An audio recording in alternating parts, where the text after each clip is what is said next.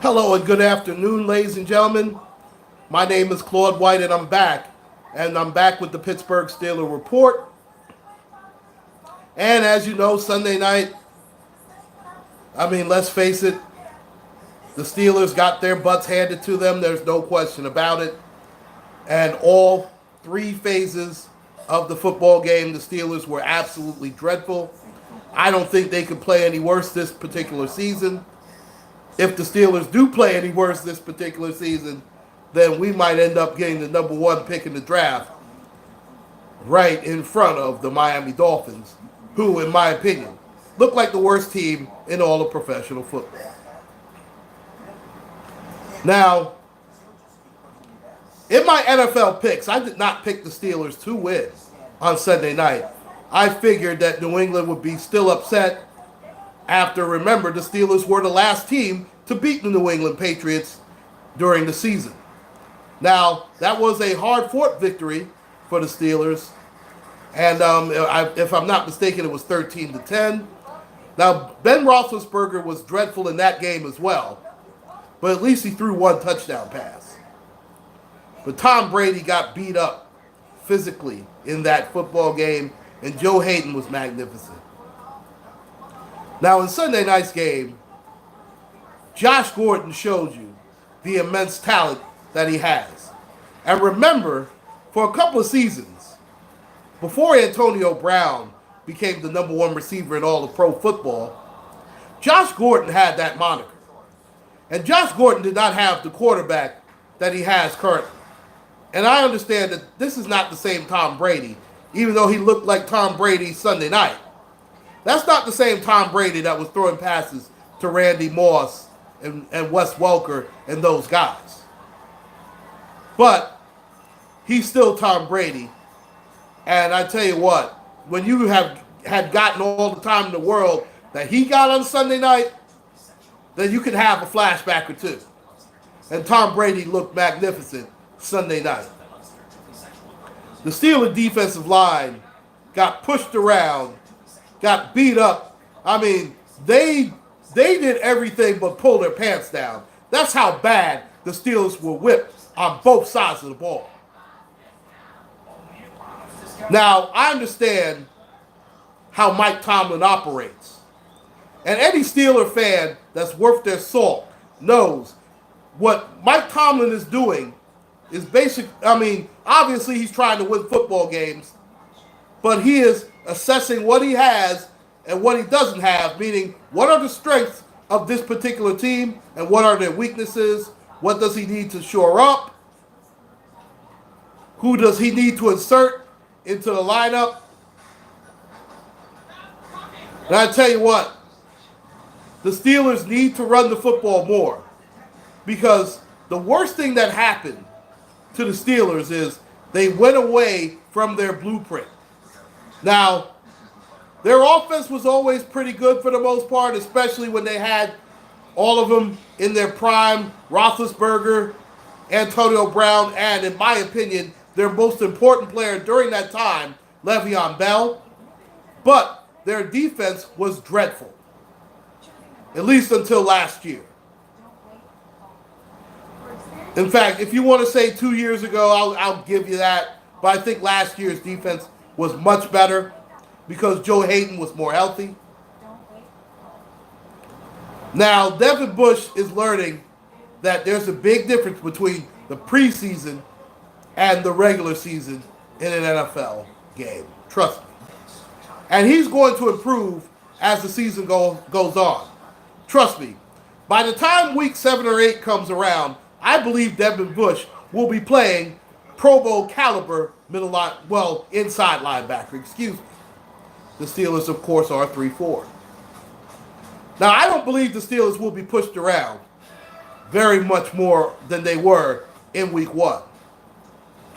And I certainly don't believe that they're only going to score 3 points.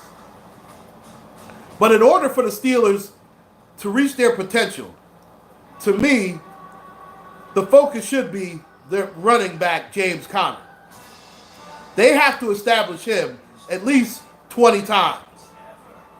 And Jalen Samuels has to get at least 10 to 15 touches as well. But to me, James Conner has to be the bell cow in this offense.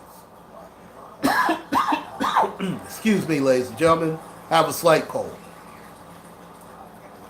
Big Ben Roethlisberger, now you can tell when he misses, and he's had games like this. Remember, he had that 5 interception Jacksonville game 2 years ago.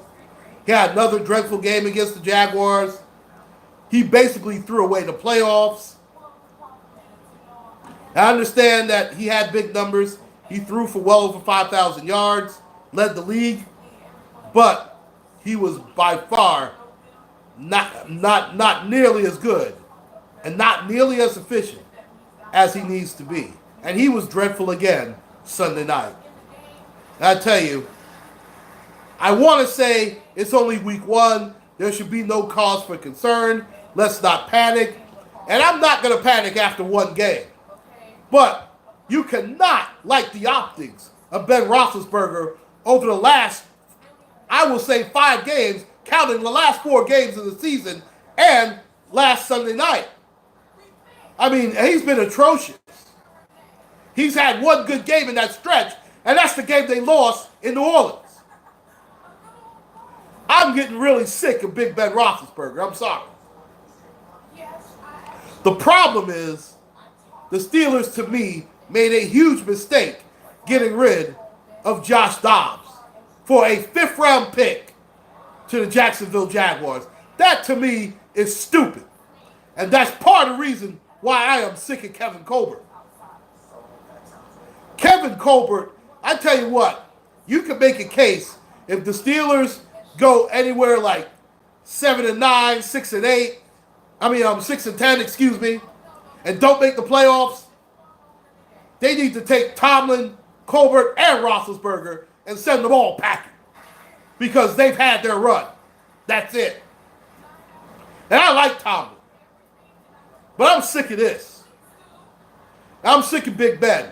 As bad as Antonio Brown has acted, and I'm going to get to that a little bit later, Big Ben has a lot to do with what has gone on in that Steeler locker room. You know it and I know it. He has gotten way too much of a pass. But outside of that, Ben Roethlisberger, as we know, he's sort of like a pitcher who's wild, high, and outside because he threw a lot of those passes Sunday night, let me tell you. I mean, he looked like Wild Thing from Major League, that Charlie Sheen character, speaking of Wild Things. I mean, you want to talk about Juju Smith-Schuster didn't have a great day? Listen, he had Stephon Gilmore and friends on him. He's one of the best in the league. That's going to happen every once in a while. I tell you what, how did Antonio Brown look against him? Tony Toe Tap. Man, we were still waiting for his... He had one big playoff game, Antonio Brown. And that's the game they lost against Jacksonville. Look it up if you don't believe me. He ain't exactly Lynn Swann and John Stallworth. He sure as hell didn't act like him. And you know what? He should not be rewarded with a new contract by the New England Patriots. And this was his end game all along, trust me. But I digress. I mean, that Steeler front seven was dreadful. I know the secondary stinks.